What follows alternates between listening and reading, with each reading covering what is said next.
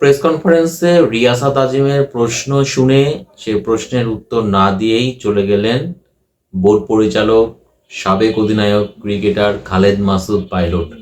এটা হচ্ছে ক্রিকেট পাড়ার আজকের সবচেয়ে আলোচিত একটা সংবাদ এবং অলরেডি আপনারা সবাই দেখেছেন যে যারা বিশেষ করে ক্রিকেটের খোঁজ খবর রাখেন তারা প্রত্যেকে দেখেছেন যে এইটার পক্ষে এবং বিপক্ষে প্রচুর আলোচনা, সমালোচনা এবং কথাবার্তা চলছে।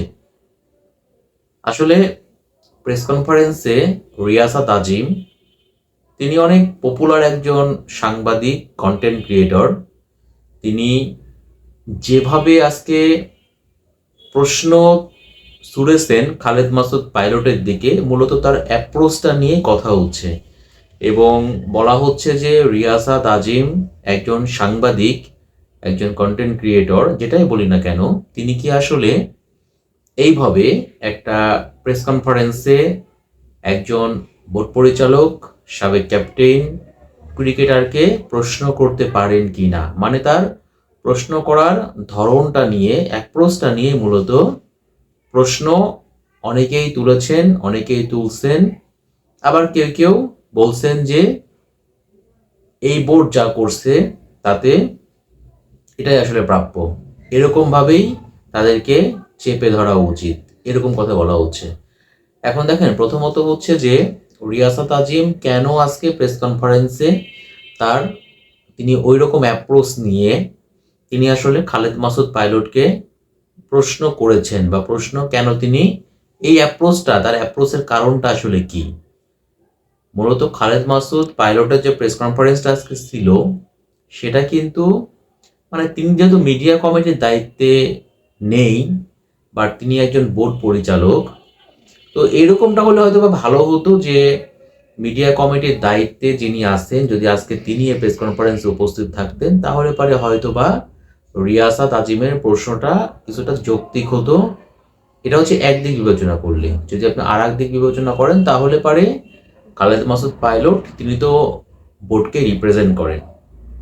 মূলত দেখেন, রিয়াসাত আজিম যে প্রশ্নটা করেছেন এর পেছনে কারণটা যদি আমরা বলে থাকি, তাদের হচ্ছে যে আপনারা সবাই জানেন সাম্প্রতিক সময়ে বাংলাদেশ ক্রিকেট বোর্ড তারা কিন্তু সাংবাদিকদের মিরপুর শেরেবাংলা স্টেডিয়ামে প্রবেশের ক্ষেত্রে কিছু বিধি নিষেধ আরোপ করেছেন বা কিছু শর্ত জুড়ে দিয়েছেন। আর একটু অন্যভাবে বললে আমরা বলতে পারি, আগে যেমন অবাধে স্পোর্টস রিপোর্টাররা মিরপুর শেরেবাংলা স্টেডিয়ামে প্রবেশ করতে পারতেন, আসলে তাদের সেই অধিকারটা বিসিবি কেড়ে নিয়েছে। বিসিবি এখন নতুন নিয়ম করছে, শুধুমাত্র তারা আমন্ত্রণ জানালে পারেই আসলে সাংবাদিকরা মিরপুর স্টেডিয়ামে প্রবেশ করতে পারবেন। আগে যেমনটা ছিল যে আপনি সপ্তাহে 7 দিনই চাইলে পারে যে কোনো সময়, মানে একজন সাংবাদিক, স্পোর্টস রিপোর্টার চাইলে পারেই আসলে স্টেডিয়ামে প্রবেশ করতে পারতেন। কিন্তু এখন সে জায়গায় নতুন করে যে নিয়মটা জারি করা হয়েছে সেখানে বলা হচ্ছে যে শুধুমাত্র বিসিবি যখন আমন্ত্রণ জানাবে, যেমন ধরেন যদি কোনো ম্যাচ থাকে, যদি কোনো প্র্যাকটিস থাকে, যদি কোনো প্রেস কনফারেন্স থাকে, মানে আগে থেকেই বিসিবি জানিয়ে দেবে যে অমুক দিন অমুক প্রোগ্রামটা আছে বা প্র্যাকটিস আছে বা ম্যাচ আছে, এই সময় পর্যন্ত সাংবাদিকরা প্রবেশ করতে পারবে। ঠিক ওই সময়টায় আসলে সাংবাদিকরা মাঠে ঢুকতে পারবেন, এছাড়া তারা যেতে পারবেন না। যেটা আগে ছিল সপ্তাহে 7 দিনই প্রবেশ করতে পারতেন, এখন সেটা আর পারবেন না।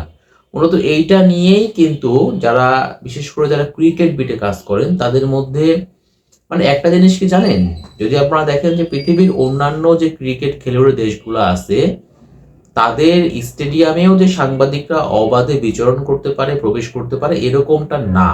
এটা কিন্তু সত্য।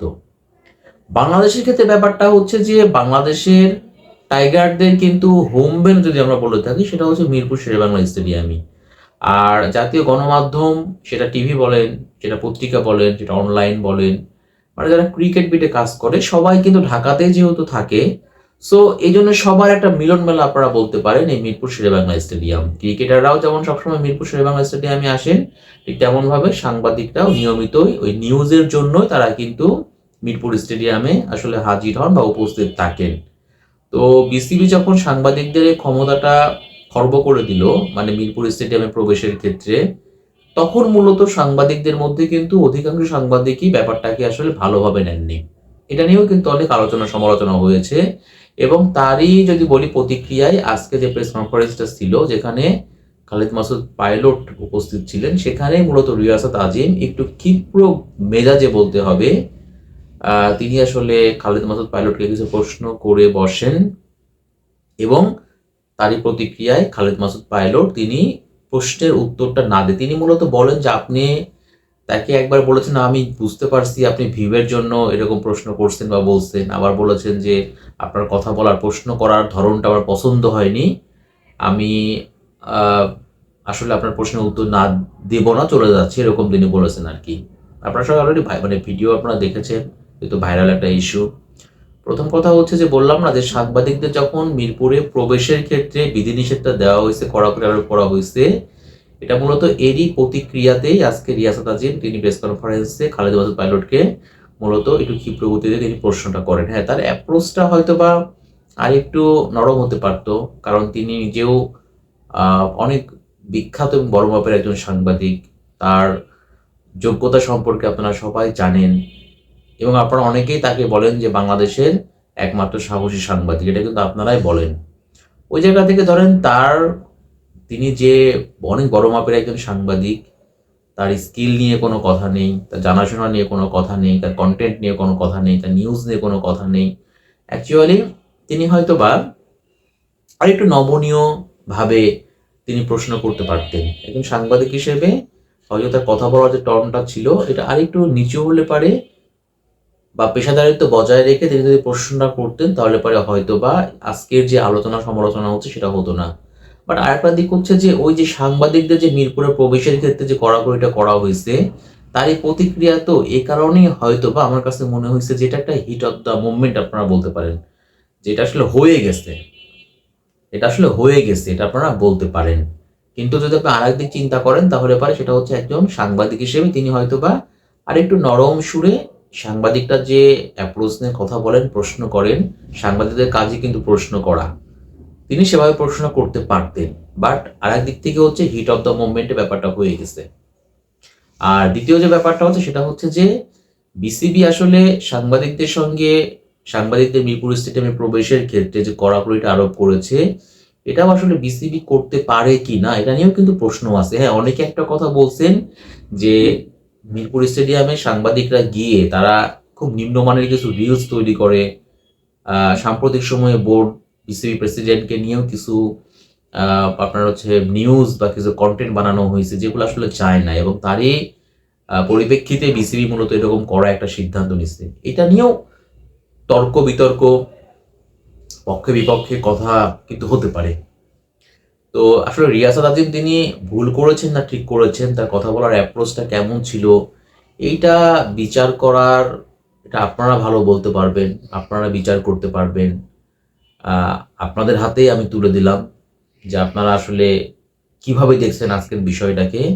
বাট একটা কথা বলি, সেটা হচ্ছে যে আমরা বিসিবির অনেক নিউজই কিন্তু, মানে একজন দর্শক হিসেবে বলি, আমরা বিসিবির ভেতরের অনেক খবরই কিন্তু আমরা পেয়ে থাকি। আপনারাই বলেন, রিয়াসাত আজিমকে বলেন যে আপনারা সবচেয়ে সাহসী সাংবাদিক, এই তকমা কিন্তু আপনারা দিয়েছেন। আবার আপনাদের অনেকেই কিন্তু কথা বলে থাকেন যে রিয়াসাত আজিম তিনি হচ্ছে তামিম ইকবালের, আপনারা সবাই জানেন আপনারা কি বলেন, আমি আর নাই বা বললাম। তো যাই হোক, আমার কাছে একটা জিনিসই মনে হয়েছে, সেটা হচ্ছে যে বাংলাদেশ ক্রিকেট বোর্ড এবং স্পোর্টস রিপোর্টার, ক্রীড়া সাংবাদিক, আমরা কিন্তু একই সত্তা বলতে হবে। ক্রিকেট বোর্ডের যেমন স্পোর্টস রিপোর্টারদের প্রয়োজন আছে, ঠিক তেমন ভাবে একজন স্পোর্টস রিপোর্টার, তারও কিন্তু এটা পেশা। তিনিও কিন্তু ক্রিকেট বোর্ড ক্রিকেটারদের নিয়ে লিখেই তিনি তার রুটি রুজি বা জীবিকাটা নির্বাহ করে থাকেন। তাহলে পারে আমরা আসলে আমাদের মধ্যে সাপে নেউলে সম্পর্ক চাই না, আমরা চাই আমাদের মধ্যে একটা বন্ধুত্বপূর্ণ সম্পর্ক। আমরা একে অন্যের পরিপূরক হিসেবে আসলে কাজ করে আমাদের দেশকে তথা বাংলাদেশের ক্রিকেটকে আমরা এগিয়ে নিতে চাই। ধন্যবাদ সবাইকে।